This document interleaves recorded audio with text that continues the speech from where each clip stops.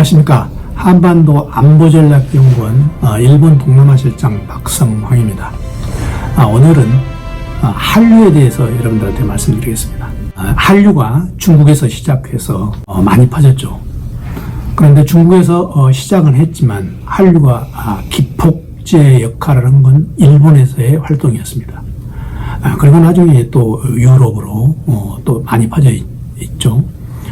그래서 저는 한류는 너무 범위가 많고 또 여러분들이 잘 아시기 때문에 일본에 한정시켜서 일본에서 어떻게 한류 활동이 일어났고 또 앞으로 일본에서 우리가 한류 활동에 어떤 전망을 가지고 있는지 거기에 대해서 중심적으로 말씀을 드리겠습니다.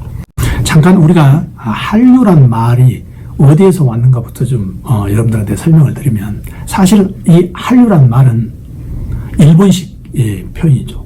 원래 인류란 말이 있었습니다. 일본의 일자에다가 허를 유자, 그래서 일본의 움직임, 일본식 문화.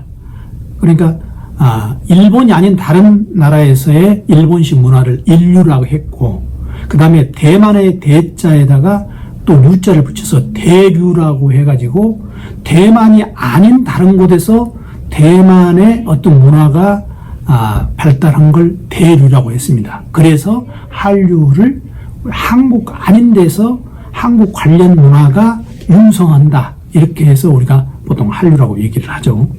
한류는 원래 H.O.T가 1990년대에 중국에서 히트를 침에 따라서 한류가 본격적으로 됐는데, 그때 왜 중국에서 히트를 쳤냐면 우리가 1990년대 초반에 중국과 한중 수교를 했습니다.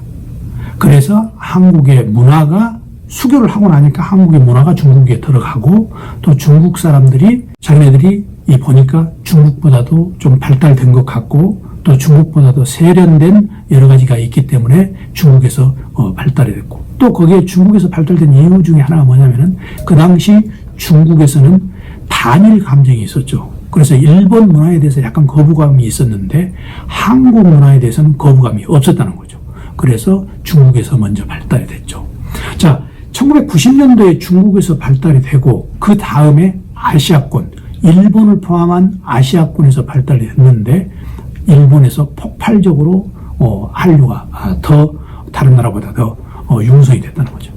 그 이후에 2000년도에 유튜브를 계기로 해가지고 한국의 IT 산업과 접속을 해가지고 더욱더 전 세계적으로 발전이 됐죠. 그래서 2010년에는 중동 지역까지, 그리고 동유럽까지, 그리고 지금 2020년대에 들어와서는 서유럽, 미국, 또 오세아니까지 이렇게 지금 한류가 전파가 되고 있습니다.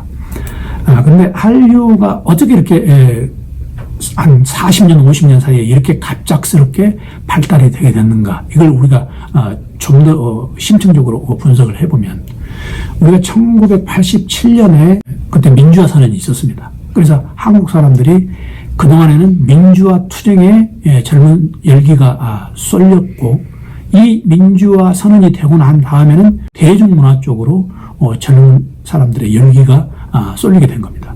또 두 번째는 그 당시에 상업방송이 발달했습니다. SBS 그리고 유성 채널, 이게 발달함에 따라서 상업방송에 이 여러 가지 프로그램을 만들려는데 이 문화가 필요하다는 거죠. 거기에서 집중적으로 기획 문화가 나오게 됐습니다. 그리고 여기에 대기업들이 문화사업에 돈을 투자하게 된 거죠. 예를 들어서 이것입니다. 쥬라기 공원 같은 거는 쥬라기 공원의 수입으로 자동차 150만 대를 판 것과 똑같은 수입을 가지고 있습니다. 이게 문화산업, 그러니까 굴뚝 없는 산업이 바로 문화산업이죠. 이 문화산업이 그만큼 알짜 산업이라는 거죠. 그래서 대기업이 문화산업에 투자를 하게 된 거죠. 그때부터. 그래서 예를 들어서 영화산업 같은데 신신혜랄지, 또 그리고 아이돌 기획사의 SM 엔터테인먼트, 이런 그런 여러 가지 기획사가 나와가지고 문화사업을 보다 체계적이고 기획적으로 하게 됐다는 겁니다. 또 하나, 정치 환경을 들 수 있습니다. 이건 이제 일본과 한국과의 관계되는 건데, 1990년대에는 한일 간의 화해 무드가 있었습니다. 왜 화해 무드가 있었냐? 당연히 2002년에 한일 공동 월드컵이 있었기 때문에 화해 무드가 될 수가 있었죠. 그래서 1993년에 고노다마가 있었습니다. 고노다마 위안부 문제에서 일본의 강제성을 일본이 사과를 한 거죠. 자, 두 번째 1995년에 무라야마 다마가 있었습니다. 당시 사회당 당수였던 무라야마가 총리가 돼서 일본의 식민지 지배에 대해서 사과한 무라야마 다마가 있었죠. 이런 한일 간의 화해 무드를 타고 1998년에 김대중 오부치 총리가 한일 공동 파트너십을 선언했습니다. 일본의 문화와 한국 문화를 교류하자는 얘기입니다. 당시 한국에서는 일본 애니메이션을 좋아하는 젊은 사람들이 굉장히 많이 있었죠. 하지만 문화 수입이 안 됐기 때문에 아주 극히 제한적으로만 애니메이션에 관심을 가졌었는데, 이 애니메이션을 한국으로 자연스럽게 들어보고 한국의 드라마하고 영화를 일본에 자연스럽게 수출하는 이 문화 교류가 된 거죠. 이게 이제 정치적 환경으로 우리가 볼 수가 있습니다. 그래서 일본에서 2000년에 영화 쉐리가 일본으로 들어가자마자 흥행 1위가 된 거죠. 그 다음에 2001년에 보아 노래가 오리곤 앨범 차트에 1위를 하게 되고, 그 다음에 여러분들 잘 아는 겨울연가가 일본에서 엄청난 인기로 폭발을 하게 된 거죠. 겨울 연가의 매력은 엄청나게 많습니다. 뭐 판타지와 현실의 중간, 그리고 어떤 순애보적인 어떤 사랑, 또 영상과 음악의 조화 등등 또 여러 가지 많은 좋은 점이 있습니다만, 우리가 대표적으로 우리가 뭘 들 수 있냐면은 어떤 특정 TV 드라마가 그렇게 오랫동안의 사랑을 받는 적이 없었다는 거죠. 그리고 또 하나는 이 중고년 여성층한테 엄청나게 향수를 자극했다. 예를 들어서 이랬습니다.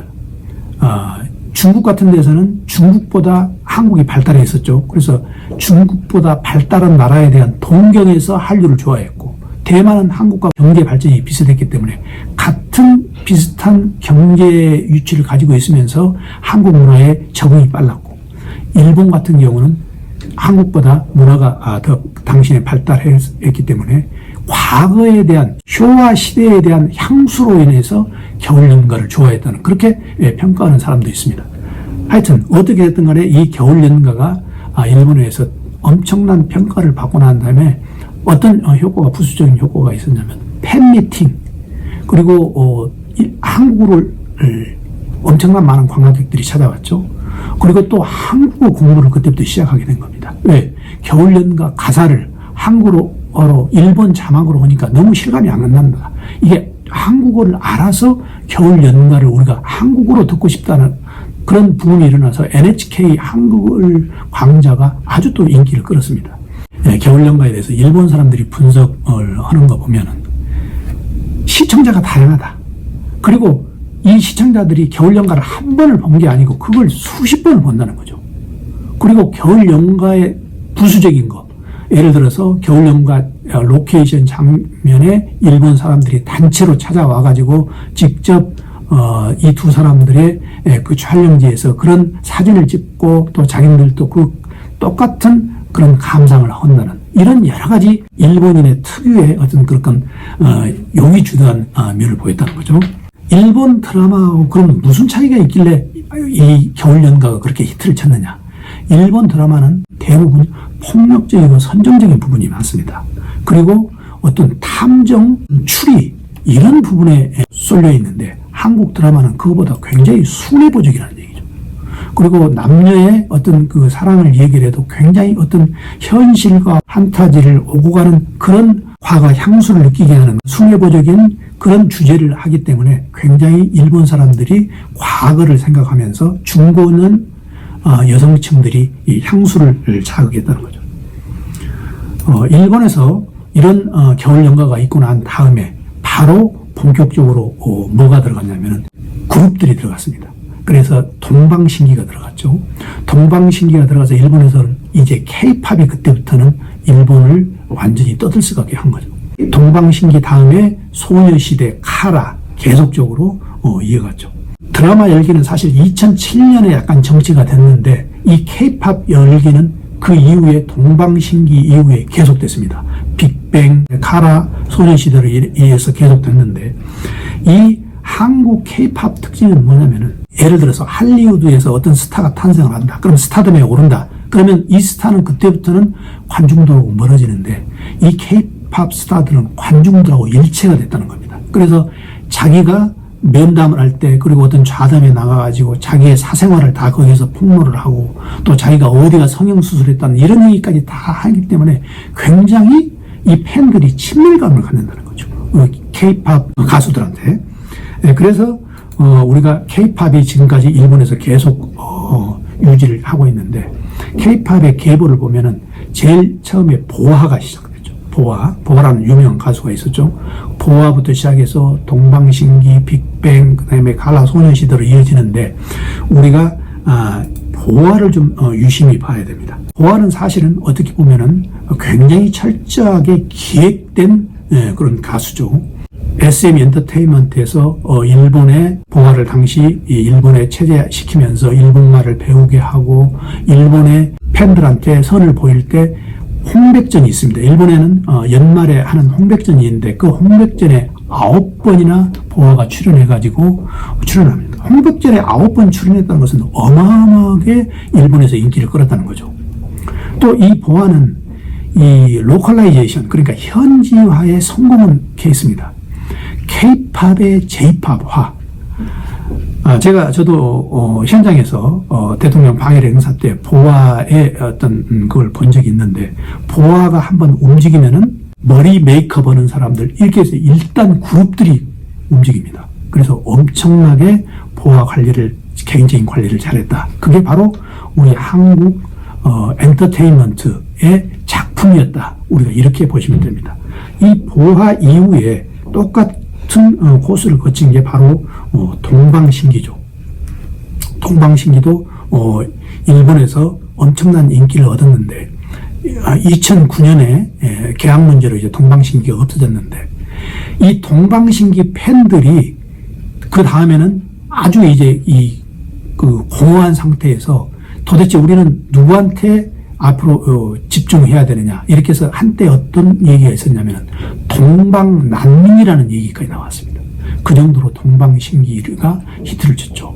이 동방신기 역시 보아하고 똑같은 코스로 우리 한국에서 기획적으로 우리가 일본의 K-팝을 우리가 심은 겁니다. 동방신기 이후에 칼라의 힙댄스 춤이나 이 소녀시대의 각선미 춤 이런 것들은 전부 다 뭡니까? 팬들이 전부 다 또 소녀입니다. 소녀들이 소녀를 동경하는, 그리고 누구나 추기 쉬운 춤을 하기 때문에 자기도 하고 싶은 욕망이 있는 이런 공통된 컨셉을 가지고 일본의 합시장을 한국이 점유하게 된 거죠. 그 당시만 해도 일본의 사정은 어쩌냐면은 1990년대에 스피드라는 어떤 그룹이 있어가지고 엄청나게 인기를 끌었습니다. 그리고 AKB48이라는 그런 그룹들이 그 당시에 인기를 끌었는데 그 이후에 인기를 얻는 그룹이 없었습니다. 그 공백을 이 K-팝 가수들이 가서 차지한 거죠. 그 당시에 일본에서 늘 우리가 하는 얘기지만 일본 드라마는 몇 월 며칠 날 몇 시에 누가 어디서 만나서 누굴 만났는데 이게 어떤 관계에서 계속 추리를 하고 어떤 걸 탐정을 하는 그런 수준에 계속 머물렀던 거죠. 그래서 이 K-팝이나 한국 드라마하고 일본하고는 늘 이렇게 차이가 있어서 일본 사람들이 그런 K-팝을 좋아했던 겁니다. 그래서 전체적으로 일본의 한류 부분을 볼 때 우리는 두 가지로 우리가 요약을 할 수 있습니다. 하나는 뭐냐면 한국 드라마 부분, 이거는 40대 여성이 주였죠. 겨울연가, 대장금, 뭐 쭉쭉쭉 이런 식으로. 또 하나는 K-팝 부분입니다. K-팝 부분 20대하고 30대 여성, 남성 모두 다 해당되는 거죠. 아까 말한 그 보아, 동방신기, 카라, 소녀시대 이런 계보로 쭉 이어간 거죠. 일본에서는 어떤 얘기도 있었냐면은 도대체 일본 사람들이 왜 한류에 열광을 하는지. 그래서 지금 연구를 하고 있는 게 뭐냐면은 일본 사람들이 한국 사람들을 어떻게 인식하는가. 그 하나. 또 하나. 일본 여성들이 도대체 왜 한국의 K-팝에 매료되는지 그 행동 내용을 지금 분석하는 그런 작업들이 계속 일어나고 있습니다. 자, 오늘은 그래서 여러분들한테 이 한국의 한류가 일본 열도를 지금까지 계속 달구고 있다. 그 내용에 대해서 여러분들한테 말씀드렸습니다. 여러분들의 한류 이해에 조금이라도 도움이 됐으면 고맙겠습니다. 감사합니다.